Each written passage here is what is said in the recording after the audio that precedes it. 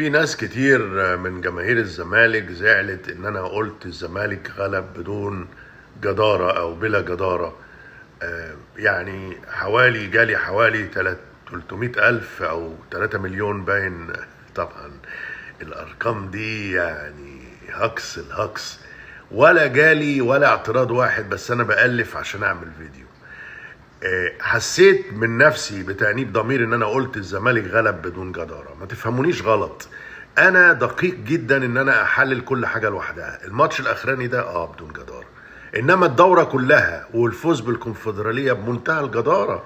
الزمالك حتى في ماتش البركان اللي هناك في المغرب لعب بعظمة وتعب، وكان ممكن يستغفلوه والحكم يديهم 200 بينالتي وبعدين يطرد حد.